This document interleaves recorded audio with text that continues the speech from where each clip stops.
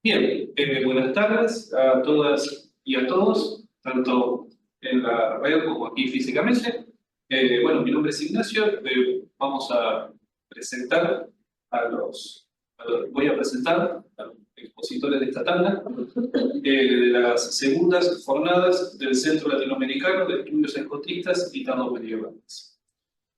Esta mesa tendrá tres ponentes y el primero de ellos, cuya presentación ustedes ya pueden ver en la pantalla, es Hernán Guerrero Troncoso, que pertenece a la Universidad Gabriela Mistral de Chile y a la Tovar Sistuo. Towarzystwo Naukowe w Toruniu, Gracias. Sociedad Científica de Toruń. Exactamente de Polonia. El título de su trabajo, ustedes ahí lo tienen, dice Una bella confusión, ideas divinas y contingencia. Bien, escuchamos, Carlos. Ok, muchas gracias. Quería agradecerle a a los organizadores, colegas, amigos, por la paciencia que han tenido conmigo. Em, También no sé si estará con nosotros luego. em, También quería recordar a Rodrigo Núñez, ¿no? Él tenía que estar a esta hora, y bueno, por motivo de salud no pudo, pero ya hablé hace poco rato con él, así que bueno, está bien y le mando un saludo aquí desde la distancia. Comenzamos entonces esta bella confusión.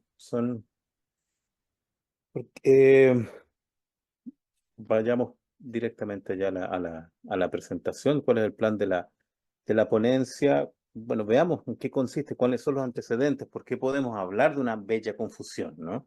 Y estos antecedentes son principalmente Aristóteles y Avicena, como vamos a ver más adelante, ¿no? Eh, ¿Y en qué consiste principalmente esta bella confusión? Bueno, que a partir precisamente de de las posiciones tanto de Aristóteles, como él va estructurando, podríamos decir, los distintos elementos de la metafísica, ¿no? De esta ciencia de esta ciencia universal que pretende conocer toda la realidad. eh, Nos encontramos con el problema de que al final hay un ser supremo del cual depende todo lo demás. Eh, y resulta que no responde a los esquemas que el mismo Aristóteles ha presentado anteriormente. Y más adelante nos vamos a encontrar también con que, bueno, si hay una relación entre ese ser supremo y otros seres que dependen de él, ya sea porque emanan de él o porque fueron creados por él, ¿cómo podemos establecer que estos seres actúan en libertad, ¿no? Que hay algo así como una contingencia, que no todo está de antemano preestablecido, dado que este ser supremo actúa de manera necesaria. Entonces, una de las respuestas que se dieron a este problema, para salir de esta confusión, después vamos a ver en términos más específicos a qué me refiero también, no es solamente por bonito, sino que eh, Aristóteles mismo tiene que confundir aquello que había distinguido de manera tan nítida, ¿no? Entonces, para salir de esta confusión se presenta la idea divina como fundamento de la cognoscibilidad, incluso de lo contingente. Y ante eso reacciona Duns Scotus, ¿no? Entonces vamos a ver en la parte principal de nuestra ponencia esta discusión, y finalmente haremos unas consideraciones finales.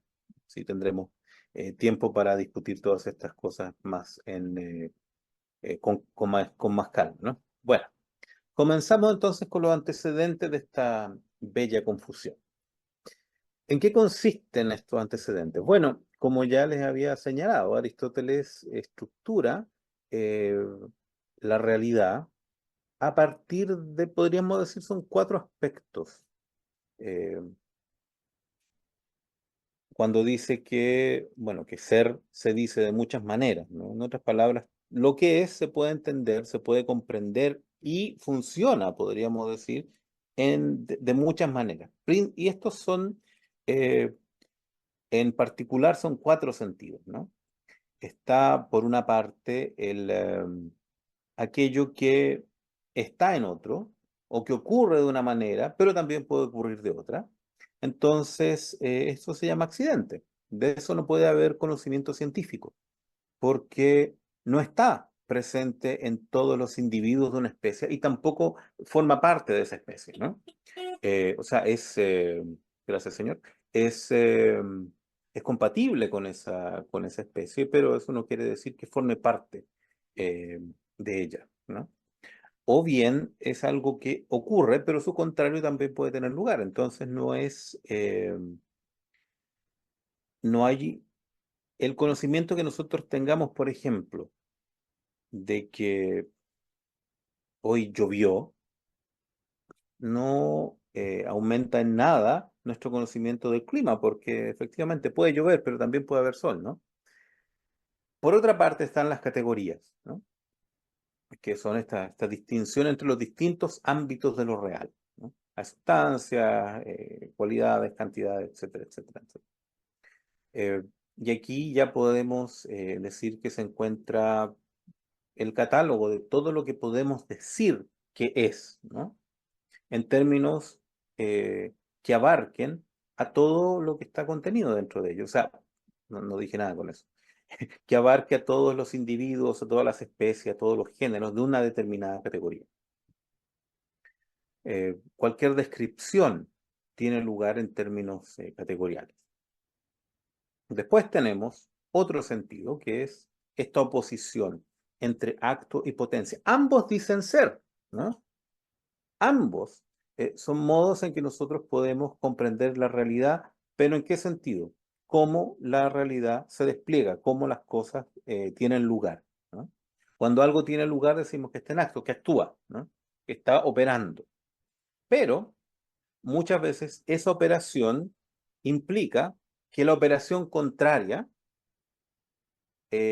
no tuvo lugar porque ocurrió una cosa.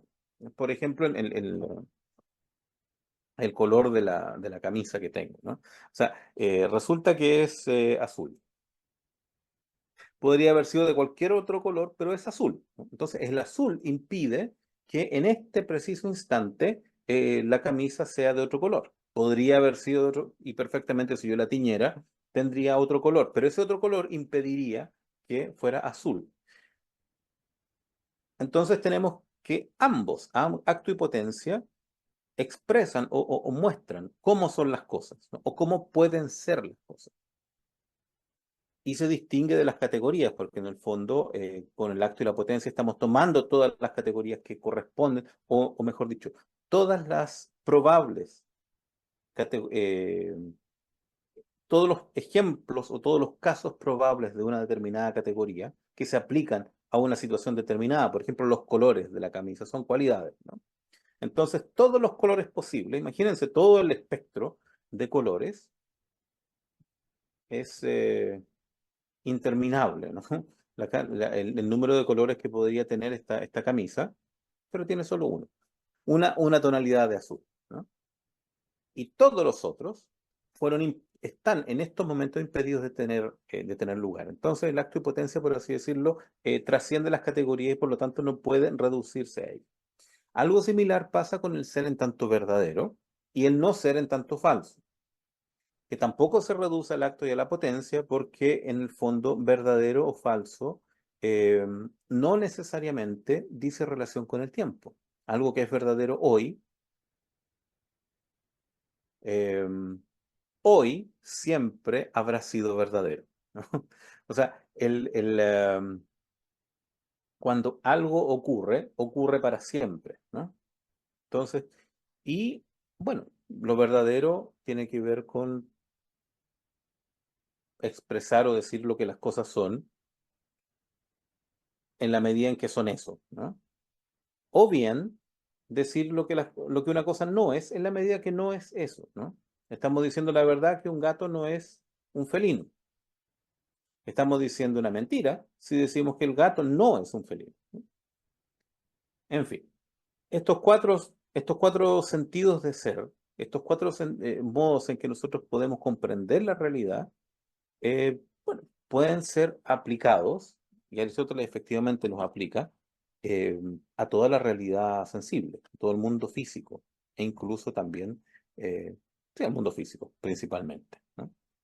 Pero cuando comenzamos a abandonar aquello que está sometido al movimiento, y Aristóteles reconoce que hay al menos un tipo de seres que no están sometidos al movimiento, ¿no? Que serían las inteligencias y el mismo Dios.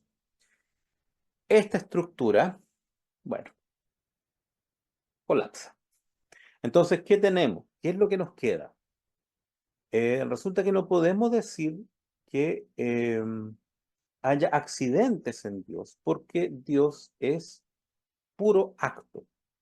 No tiene nada, no le falta nada por adquirir, porque ya está operando de una manera completa. Y esa actividad no se lleva a cabo de manera paulatina o mediante otro, sino que Dios es suficiente para sí mismo. Entonces resulta que todo lo que no es suficiente para sí mismo, todo lo que depende de otro, bueno, está sometido al movimiento. Porque de esa insuficiencia tenemos, bueno, ahí está la potencia, ¿no? ¿Y cuál de las actividades, dice Aristóteles, puede ser suficiente para sí misma? Y ahí tenemos la intelección, ¿no?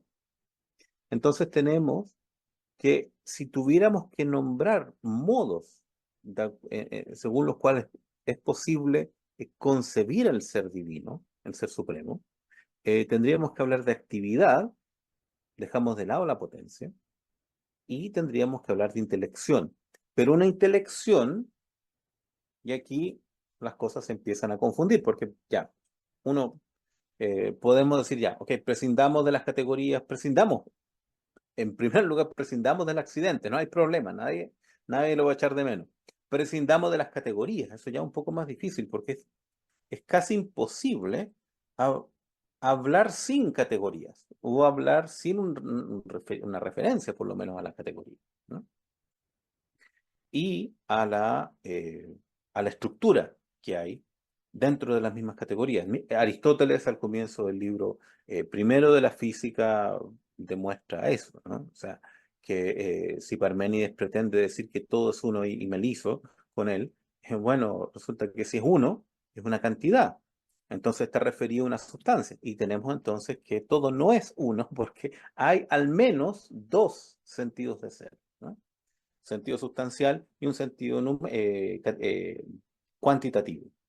Si queremos negar el sentido sustancial y nos quedamos solamente con el sentido cuantitativo, nos pisamos los callos, podríamos decir. O sea, caemos en contradicción porque sin sustancia no hay cantidad. Entonces, para volver a lo que estaba diciendo, no es posible concebir algo abandonando completamente los términos categoriales, a menos de que empecemos a hablar de una no categoría o una supercategoría, supracategoría, como ustedes lo quieran nombrar. Bueno, entonces, difícil, pero no imposible, esto de que dejemos de lado las categorías. Entonces nos queda solamente acto de intelección, en otras palabras, acto y verdad, podríamos decir. Pero aquí las cosas se empiezan a confundir un poco, porque presenta Aristóteles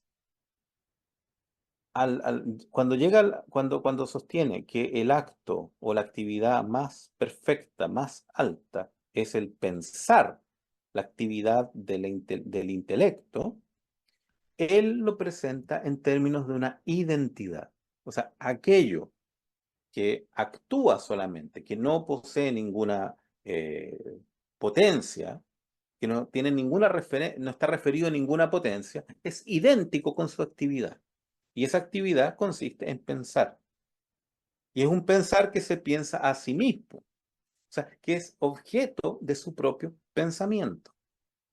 Y con esto Aristóteles está transformando aquello que Parménides había dicho antes, que lo mismo que está dispuesto a ser pensado, también está dispuesto a ser, ¿no? Pero Parménides lo entiende eso más bien como una confluencia. En otras palabras, ser y pensar eh, permanecen como dos aspectos de la realidad que están remitidos recíprocamente desde siempre. En la medida que algo es, se da a conocer, ¿no? Se da a conocer como eso que es. Y en la medida en que se da a conocer, puede ser concebido, puede ser pensado, ¿no? Y puede ser aprendido efectivamente como eso que es. Entonces, y al ser aprendido, la actividad del pensar, al ser aprendido en tanto algo es, ¿no? La actividad del pensar se consume. Y aquí tenemos este círculo, ¿no? En la medida en que algo está ahí dispuesto para ser pensado y es pensado, efectivamente podemos decir que está presente. Dicho en otros términos, con, con un, eh, con un ejemplo que voy a tomar de una película. No sé si ustedes han visto esta película Nacido para Matar, Full Metal Jacket de Kubrick. Hay hay una escena cuando están entrenando la primera parte de la película es todo un entrenamiento militar, todos estos muchachos que pierden su pelo totalmente y los entrenan para ser Marines. Entonces, hay un momento en que tienen que rezar, ¿no? ¿Y cómo rezan? Toman su fusil, se acuestan con él y lo ponen arriba y dicen, este es mi rifle. Hay muchos como ellos, hay muchos como él, pero este es mío. Entonces, efectivamente, un rifle es igual a cualquier otro, ¿no? Pero desde el momento, o, o, o un rifle es igual a cualquier objeto si uno no sabe para qué sirve. Es semejante a una escoba, ¿no? Es semejante es semejante a una escoba, ¿no? Hasta el momento en que uno se da cuenta para qué sirve, ¿no? Y peor aún, hasta el momento en que en que uno efectivamente lo usa, volviendo a la misma película, ¿no? El rifle es solamente un instrumento, es un corazón duro el que mata, ¿no? Entonces, el, um, todo esto, ¿no? El hecho de comprender en qué consiste, en cómo opera algo, para qué sirve algo, y la decisión de utilizar algo que puede matar a otra persona, todo eso corresponde al pensar, en otras palabras, a reconocer qué es algo, en qué consiste que esto que tengo en mis manos sea un rifle, efectivamente. Entonces ahí tenemos una confluencia, ¿no? En Parménides, ¿no? Aquello que está ahí para ser reconocido, cuando es efectivamente conocido y reconocido como tal, ¿no? Ahí podemos decir que efectivamente es. El rifle es cuando dispara, ¿no? Es rifle cuando dispara. Pero no hay una identidad entre ellos. No se puede reducir el pensamiento al ser, porque las cosas pueden estar ahí. Hay distintos niveles de ser, ¿no? Las cosas pueden estar ahí sin que nosotros nos demos cuenta de qué se trata, ¿no? Pero esta identidad es necesaria para Aristóteles, porque o si no, resulta que Dios quedaría solamente como una propuesta o como una idea, no tendría ninguna injerencia en el mundo, a pesar de que el mismo Aristóteles nos dice que Dios no está preocupado de lo que le pasa al mundo, porque su actividad se cumple en la medida en que se concibe, o sea, en que se piensa a sí mismo. Y todo lo demás tiene lugar, depende. La palabra efectiva, podemos imaginarnos la palabra que utiliza Aristóteles, ertetai, ¿no? Algo pende de un hilo. Toda la realidad, todo el universo que está sometido al movimiento pende del hecho de que Dios se piensa a sí mismo. No porque haya una creación, no porque este Dios haya querido que las cosas sean como son, sino que en cierta medida Dios está ahí actuando y todas las otras cosas surgen. Aristóteles no nos explica por qué, por lo menos en este libro, ¿no? Eh, lo hará en el libro séptimo de la física, cuando considera que Dios es este primer motor, ¿no? Es aquello que mueve sin ser él mismo movido. Entonces, pasamos de una confluencia entre aquello que se da a conocer y aquello que es real a una identidad entre aquello que es lo más real de todo y cuya actividad consiste en reconocer su propia realidad, ¿no?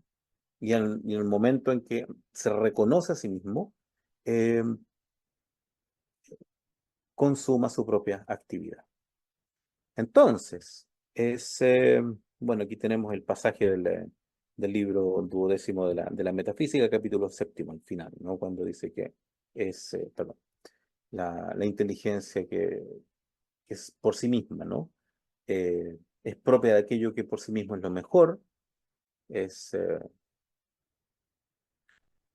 y, y también hay una inteligencia que lo hace esto de la mejor manera, de la manera más alta, ¿no?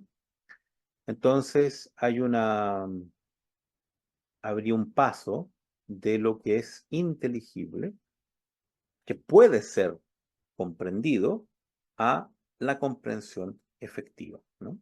Lo que puede ser pensado al pensamiento efectivo. Entonces,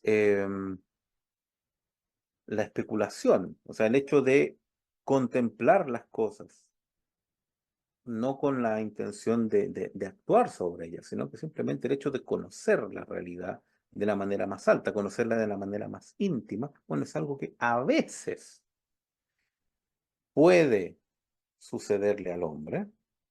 A veces el hombre es capaz de alcanzar este nivel de introspección tan alto que, bueno, se acerca un poco a la superficie, logra rascar la superficie de la realidad, pero en el caso de Dios esto ocurre siempre, ¿no? Y aquí dice, bueno, es vida, Dios es vida porque existe, y la actividad del intelecto es vida, ¿no?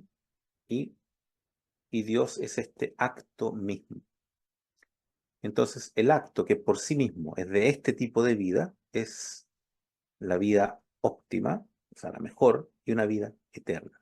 Entonces, Dios es este ser animado que es eterno y es el más alto de todos.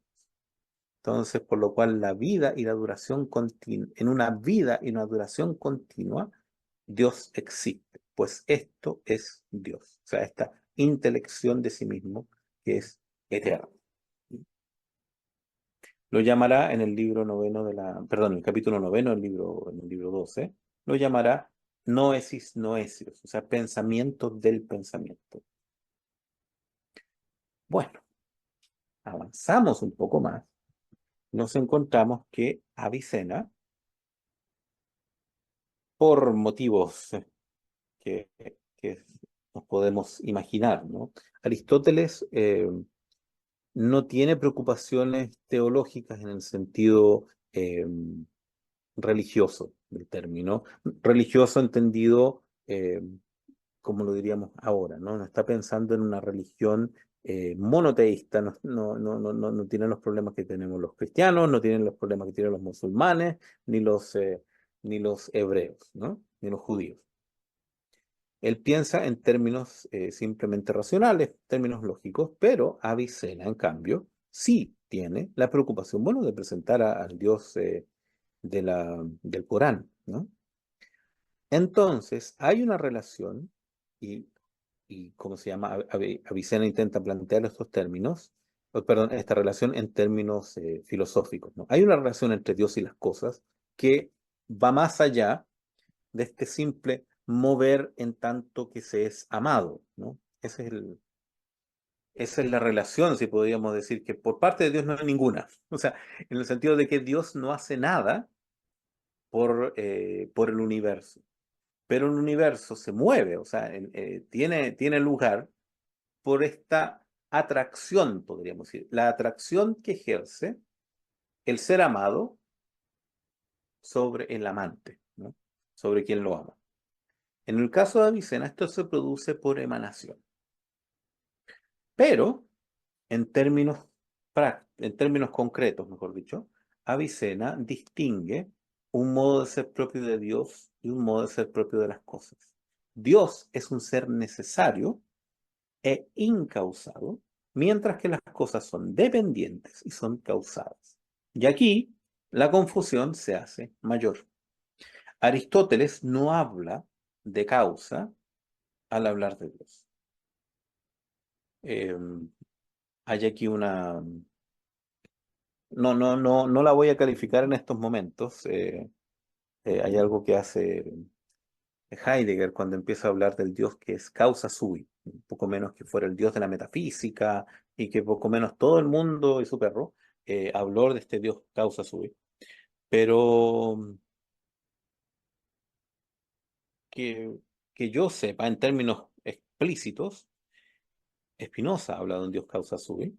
Aristóteles no lo hace, porque la causa queda afuera cuando no hay un de dónde, no hay un hacia dónde.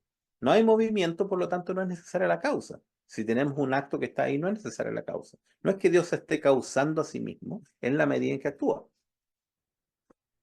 porque la causa implica eh, potencia, está en la definición de movimiento, ¿no? Pero Avicena sí, dice que, bueno, Dios es un ser necesario, por lo tanto es suficiente para sí mismo y por eso mismo es incausado. En cambio, las cosas dependen de este Dios, dependen de la actividad de este Dios y por ello son causadas. Entonces aquí sí tenemos una distinción. Es imposible que Dios sea causa de sí mismo porque la causa queda fuera del ámbito divino, pero Avicena lo dice en términos explícitos. Entonces, ¿qué es lo que dice nuestro querido Avicena? Digamos, por lo tanto, que aquellas cosas que caen, que son, ¿no? Que caen bajo el ser, ¿no? Pueden ser divididas en el intelecto en dos partes, ¿no? Uno de ellos es que si fuera considerado por sí mismo, su ser no es necesario. Y es evidente también que su ser no es imposible. De otra manera, no pertenecería, no cabría dentro del ser, ¿no? Y esto se da en el término de la posibilidad. O sea, algo que por sí mismo no es, pero puede ser. Lo otro es que si fuera considerado por sí mismo, su ser sería necesariamente, o sea, tendría lugar necesariamente. Por lo tanto, decimos que el ser necesario por sí mismo no tiene causa y que el ser posible por sí mismo tiene causa y que el ser necesario por sí mismo es necesario en todos sus modos y que es imposible que su ser, que el ser de esto, que es ser necesario, sea igual, coequale, al ser de otra cosa. Así como que cada uno de ellos fuera igual al otro en la necesidad de ser o o que por lo menos lo acompañara, ¿no? Y también es imposible que su ser, el ser de esto que es un ser necesario, eh, esté compuesto a partir de de una multiplicidad. Y es imposible también que en la certeza que se tiene, que tiene el ser necesario, comunique esta o ponga en común este ser con otro, ¿no? Entonces, aquí vemos que eh, el ser necesario, o sea, Dios, está alejado de la causalidad y por sí mismo es un ser necesario. Pero más confusión, es causa Dios. No es causado, pero Él es causa de todo lo causado, pero al mismo tiempo es fundamento de toda verdad. Y aquí tenemos entonces que los únicos dos modos que nos quedaban de ser, de lo que había planteado Aristóteles, el ser en tanto verdadero o falso y el ser en tanto acto, aquí Avicena los reúne. Y esto es al comienzo del capítulo octavo del Tratado Primero de la Metafísica, ¿no? Eh, la verdad, por su parte, se entiende y también es, en términos absolutos, en los individuos. Y eh, se entiende que es eterna y se entiende que es una disposición del habla del intelecto que da a entender la disposición en una cosa exterior con la que él sea, el intelecto, es igual. Aquí tenemos la adecuación, ¿no? En efecto, decimos que esto que tú dices es verdadero y esta proposición, esta sentencia es verdadera. Por lo tanto, es necesario, o sea, por lo tanto, el ser necesario es aquello que por sí mismo es siempre verdad. En cambio, lo posible es verdad por algo distinto de él y es falso en sí mismo. Por lo tanto, todo lo que es aparte del ser necesario, que es uno, es en sí mismo falso. Aquí tenemos entonces que no solamente para ser, sino que también para ser conocidos, todos los seres causados por el ser necesario dependen de él. Hay una dependencia no solamente en el ser, sino que también en el ser conocido. Y aquí vemos entonces que en el caso de Dios hay una identidad, en el caso de Aristóteles, entre acto e intelecto. Dios consiste en este acto, en esta actividad del intelecto que se basta a sí mismo. En Avicena, en cambio, tenemos esta eh, identidad entre necesidad y verdad. Lo necesario, lo que es por sí mismo, es verdadero, o sea, se da a conocer por sí mismo. Y nos queda entonces el problema de la relación con los otros seres. Y en particular, el problema de una relación contingente. Bueno, nuestros queridos Buenaventura y Enrique de Gante plantean las ideas en la mente divina como fundamento de la providencia divina y del conocimiento en general, ¿no? De la realidad y de lo contingente. Buenaventura sostiene que, bueno, podemos conocer lo contingente en su causa o en las ideas.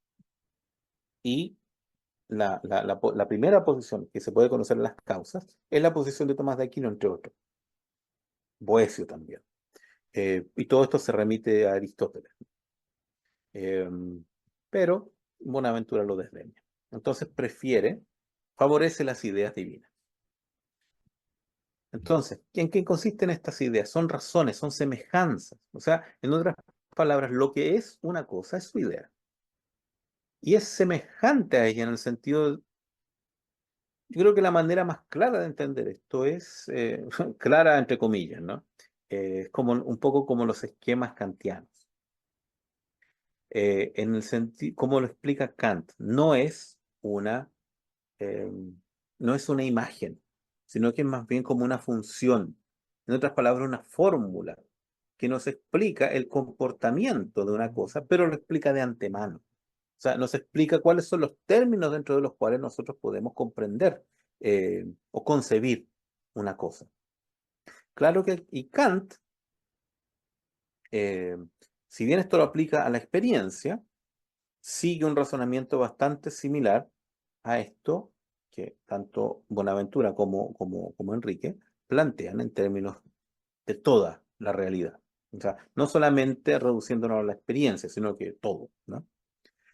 Entonces, en la medida en que, a diferencia de lo que ocurre, y esto lo encuentran en el primer comentario, perdón, en el comentario del libro primero de la sentencia, distinción 35, cuestión segunda de Buenaventura, eh, en las ideas nosotros no vamos a encontrar una semejanza de las cosas. No es que las ideas se adecúen a las cosas, sino que al revés, las cosas, o sea, las criaturas se adecúan a esta idea, que es la manera más perfecta en que puede estar una cosa en la mente divina. Y como en sí contienen todo lo que es propio de cada criatura, resulta que no solamente son fundamentos las ideas en la mente divina no son solamente fundamento para conocer cuáles son las determinaciones propias de cada cosa, sino que también cuáles son las combinaciones, las infinitas combinaciones que se dan o se pueden dar entre una cosa y todo lo que la rodea. De hecho, Enrique dice que hay cuatro motivos por los cuales, o 4 sentidos en los cuales, o 4 ámbitos de la realidad según los cuales es necesario poner las ideas divinas. Y el cuarto y último, esto es Quodlibet noveno, cuestión segunda, es necesario poner las ideas en Dios para la producción de las cosas en una existencia actual, porque no se podrían producir varias, diversas y distintas cosas si no eh, conociera que las tiene que producir de esta manera.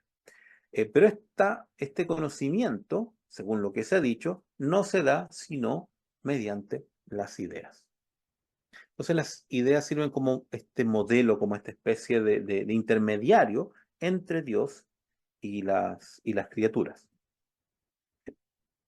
Scott no está conforme con esto. De hecho, la presentación que yo acabo de hacer está basada principalmente en una muy breve exposición que él hace en la segunda cuestión de la distinción 38 de la Reportatio 1A, ¿no?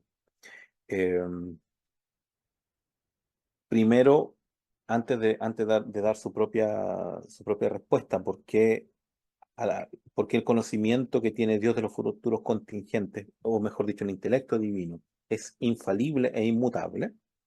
Primero, expone y critica la posición de Tomás de Aquino, de Boecio, y después, muy brevemente, expone y critica la posición aquí de Buenaventura y Enrique.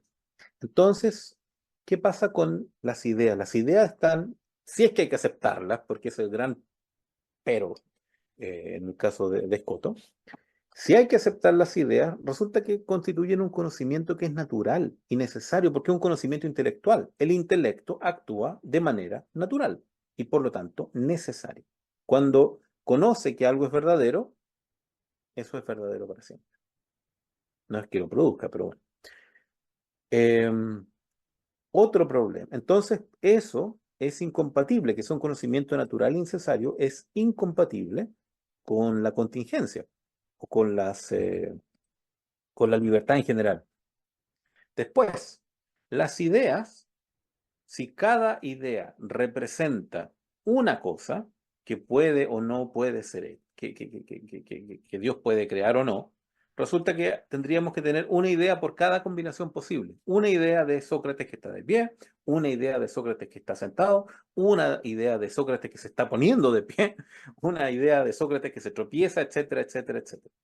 Entonces eso no es como muy económico, ¿no? O sea, es redundante, por último. Las ideas también tendría que tener Dios para conocer lo no creado y lo que no fue. Entonces, esas ideas ya serían no solamente redundantes, sino que superfluas. O sea,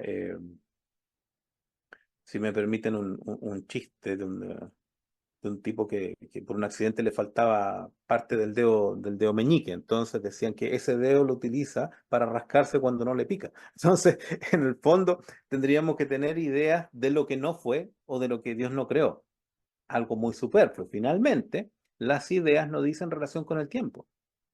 O sea, no podemos pedir que Dios tenga una idea de qué estoy diciendo, de que yo en este preciso instante voy a estar diciendo estas precisas palabras. O sea, ya el hecho de que Dios tenga una idea de que yo voy a decir estas cosas utilizando estas palabras y no otras, sería mucho pedir a las ideas y que más encima lo digan, digan relación con un momento determinado. Eso también va contra el carácter sempiterno de las ideas. Entonces, ¿cuál es la respuesta que da Scott? En primer lugar, el problema del conocimiento de los futuros contingentes de la providencia divina en general es un problema que no solamente dice relación con el intelecto divino, sino que también con la esencia divina, con la esencia divina en su totalidad. Por lo tanto, también tenemos que considerar la voluntad. Entonces, Escoto sostiene que hay un primer momento en el cual el intelecto conoce a y no a. En otras palabras, hoy es el Día Internacional del Gato, así que conoce el gato y el no gato, ¿no? Pero ese conocimiento, como es un conocimiento intelectual, es un acto natural que no es formalmente libre, pero al mismo tiempo es indiferente. En otras palabras, eh, supongamos que el hecho de que hoy día en estos momentos llueva o que no llueva es indiferente para el intelecto divino.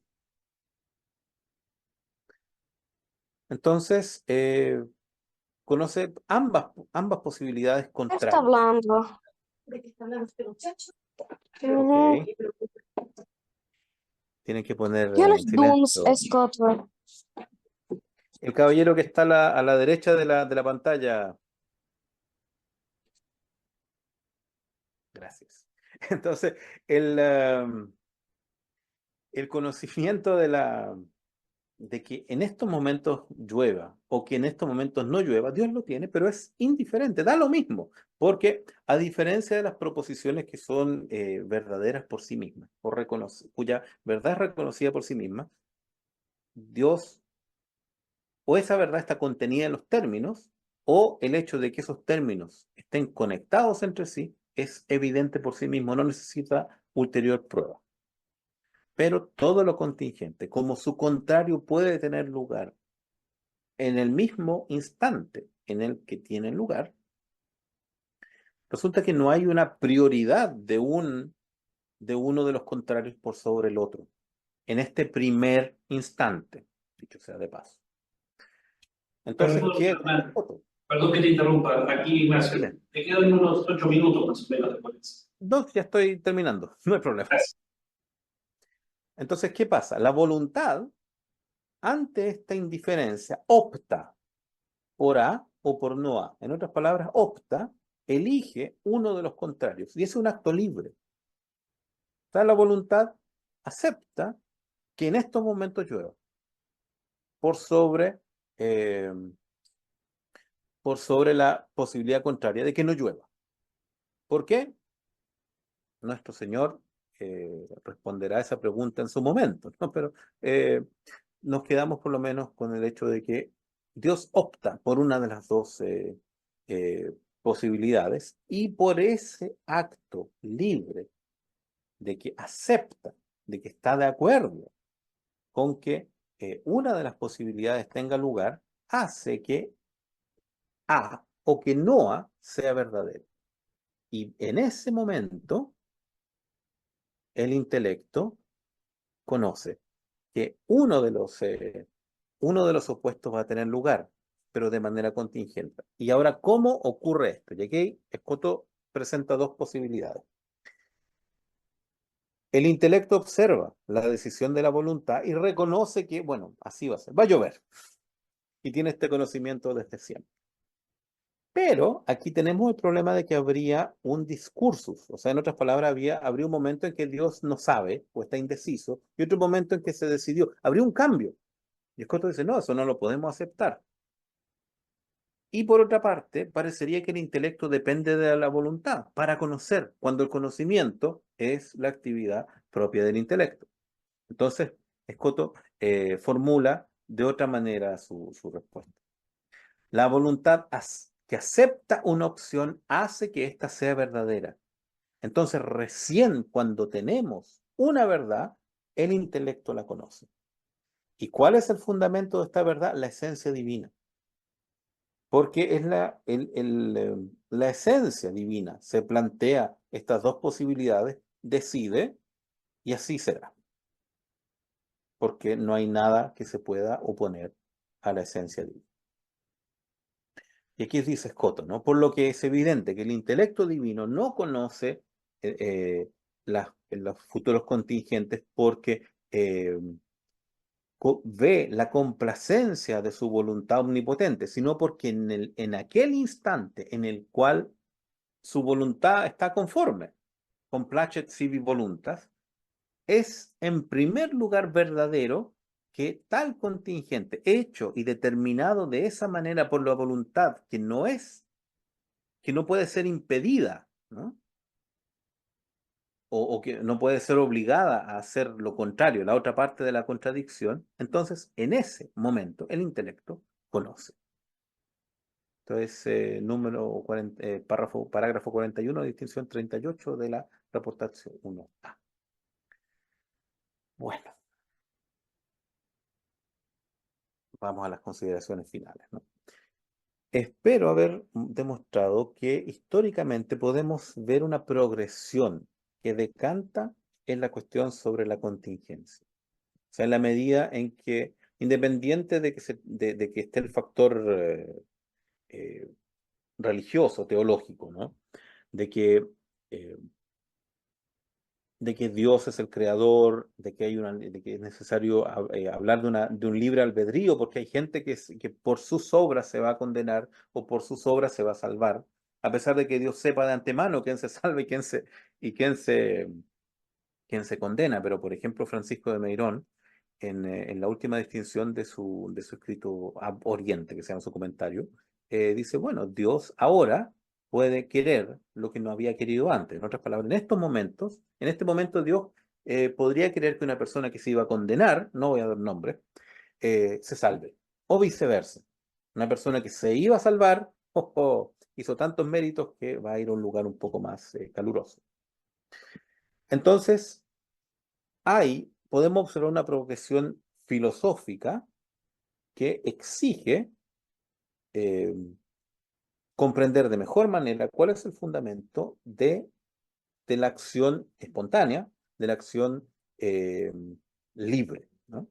Y aquí es donde la voluntad comienza a aparecer con tanta o mayor fuerza que el solo intelecto. Por otra parte, tenemos que las ideas constituyen el modo más adecuado en que las criaturas estén en el intelecto divino. Esto lo dije antes, pero a pesar de todas las dificultades que tiene Escoto con las ideas divinas, eh, el, ah, hay que reconocer que independiente nosotros podríamos decir incluso que Enrique Bonaventura están tratando de salvar esta posición de Platón, ¿no? Platón es como para decir, Platón no dijo tonteras cuando hablaba de las ideas, pero veamos cómo funciona.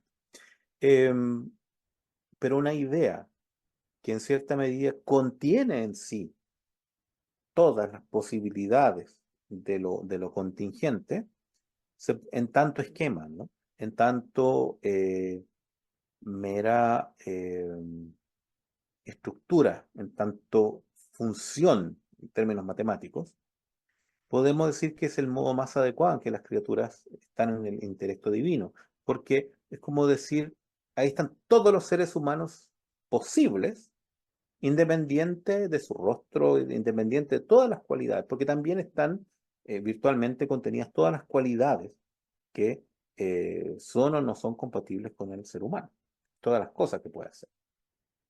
Y finalmente nos encontramos con el gran problema que poco a poco, que aquí ya eh, se muestra en su totalidad y va a ser el gran problema de la modernidad, que el solo intelecto no es capaz de fundamentar la contingencia.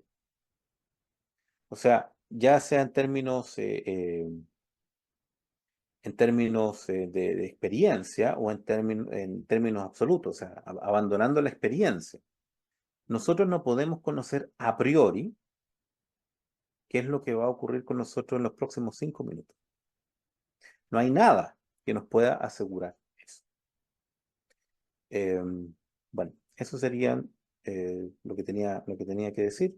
Les agradezco por la paciencia, por la atención.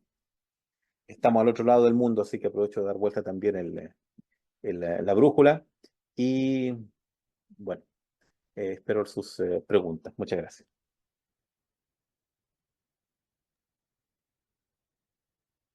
Bueno, muchas gracias, Hernán, por tu exposición.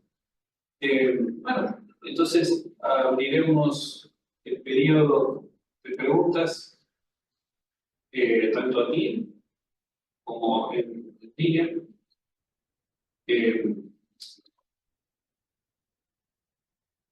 no sé si alguien quiere levantar la mano o si aquí alguien lo hará.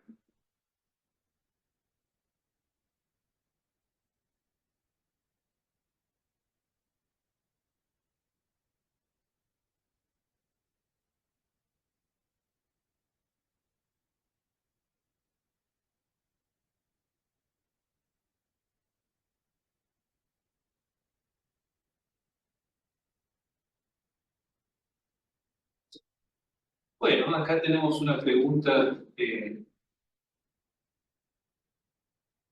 A ver, ¿quieres acercarte a...? ¿No se escucha, Hernán? ¿Se escucha? ¿Cómo estás, Hernán? Gloria. Sí, se escucha. Todo ¿Qué tal, bueno. Gloria? Un gusto Por favor, escuchar. acércate.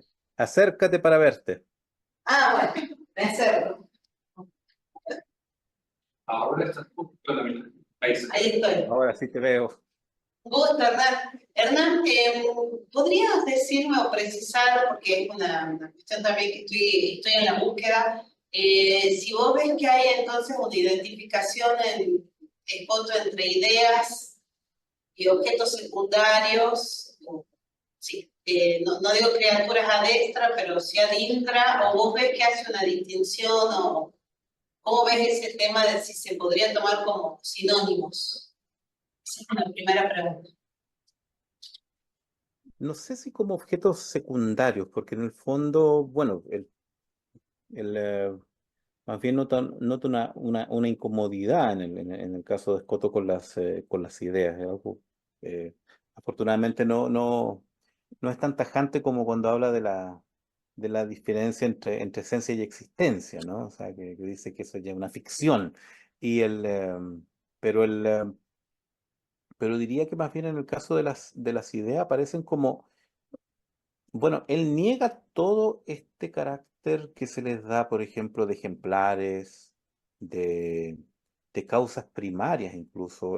Buenaventura, dame un segundo, y él las llama, siguiendo a San Agustín, dice que las ideas son como unas causas primarias.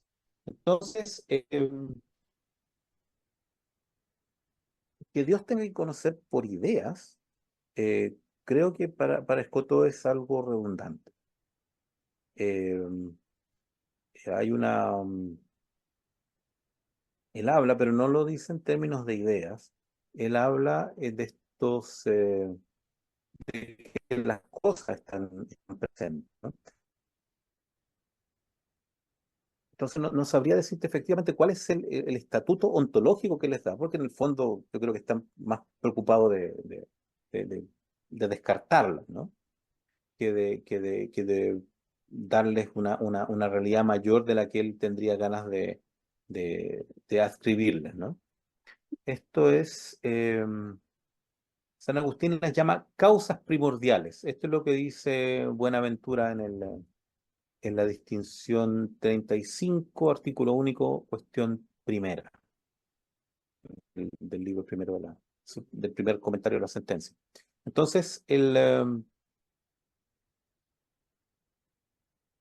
hecho, en la parte, en lo que yo estaba, en la distinción 38, ¿no? De la reportatio, Escoto más bien intenta, y aquí tú puedes ver el contexto de su incomodidad también con las ideas o el hecho de que él las quiere descartar. eh, no solamente porque tanto el conocimiento de los contingentes a través de las ideas como el conocimiento a través de las causas, ¿no? Implicaría que el intelecto divino conocería por un objeto, ¿no? Por algo que se le presenta, en este caso la idea, y, y dejémoslo sin calificación, o sea, sería como un objeto, podríamos decir incluso que es primario, porque las ideas estarían antes que las criaturas, servirían de modelo. Y esa es otra cosa también que para Escoto es, algo no se puede conocer de nuevo. Entonces, ¿para qué tenemos una idea antes si después, y conocemos y el intelecto divino conoce en la idea, si después cuando cree el universo van a estar las cosas ahí para conocer ella? Entonces, ¿por qué va a conocer de nuevo algo antes o después de que se cree, ¿no? Y entonces, si ponemos ideas divinas, la creación es redundante. Entonces volvemos todo esto simplemente para decir que lo más probable es que eh, Scotton, no creo que los nombraría como objetos secundarios, pero está el problema que caeríamos en una especie de redundancia. O el objeto primario es la, la, la idea, y eso hace las cosas redundantes.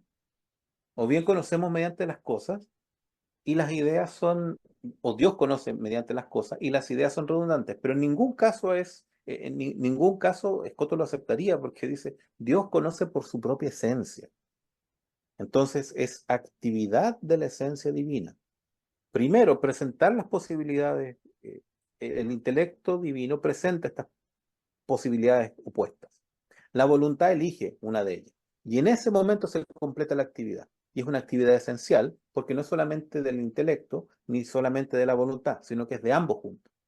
Entonces la voluntad, o mejor dicho, el intelecto con la voluntad conoce lo contingente. Y ahí las ideas no tienen cabida. Gracias. Espero haberte respondido algo. Gloria. Sí.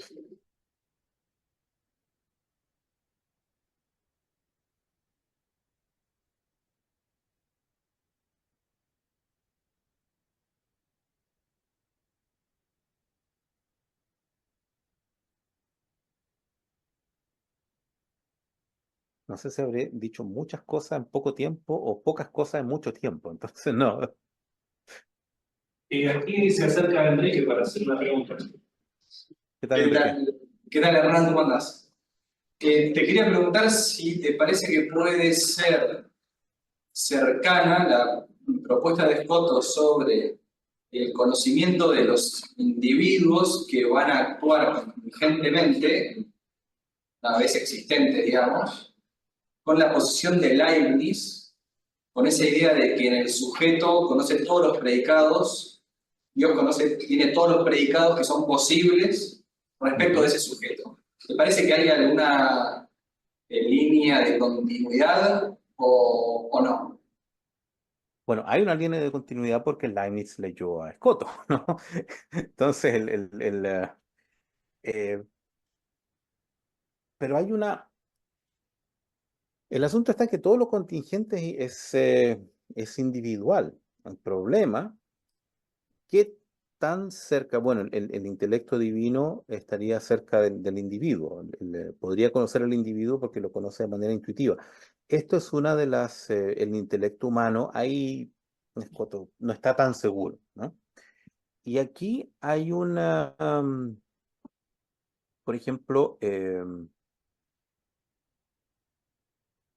Francisco de Meirón, lo pongo a colación, de hecho había preparado una parte, o sea, mentalmente, no está no es que corté el PowerPoint, sino que no estaba nunca, pero Francisco de Meirón lleva a cabo una exploración muy cercana a Escoto. En el fondo está explorando para llegar a decir lo mismo, ¿no? ¿De qué manera conoce el intelecto divino los futuros contingentes? Entonces, él, bueno, descarta que haya ciencia, que haya opinión, que haya creencia, que haya sabiduría, etcétera. Todos los distintos modos, las virtudes intelectuales de las que habla Aristóteles al comienzo del libro sexto de la Ética Nicómaco, Meirón las descarta. Y también descarta el conocimiento abstractivo, por abstracción, por ejemplo, pero dice que hay un conocimiento intuitivo. Entonces, el individuo se conoce por intuición, porque la elección de la voluntad, esta voluntad que acepta, ¿no? Que está conforme con una de las dos posibilidades, con uno de los dos opuestos, está conforme con este opuesto, porque lo prefiere sobre este otro. Entonces hay un conocimiento de el contingente individual, de esta combinación, de esta conexión individual. En este instante llueve. Este pecador se salva, ¿no? Este, qué sé yo, este elemento químico puede salvar la vida de las personas, pero le destruye el hígado a los perros. Algo así, ¿no? Entonces, yo creo que hay una línea de continuidad y hay una como cercanía entre Leibniz y Escoto, por lo menos, en lo que se refiere a la individuación. al conocimiento de los individuos. Dicho sea de paso, esto lo dejo como tarea para todos. Hay una sección que me acuerdo haberla leído hace unos años y la perdí, tengo que volver a leerlo, en el escrito de Kant sobre ya que estamos hablando de los modernos, sobre la demostración de la existencia de Dios, que me parece que no se entiende si es que uno no acepta la univocidad de Scott. O sea que creo que Kant, por lo menos en ese escrito, él sigue a Escoto en lo que se refiere a la univocidad del ser.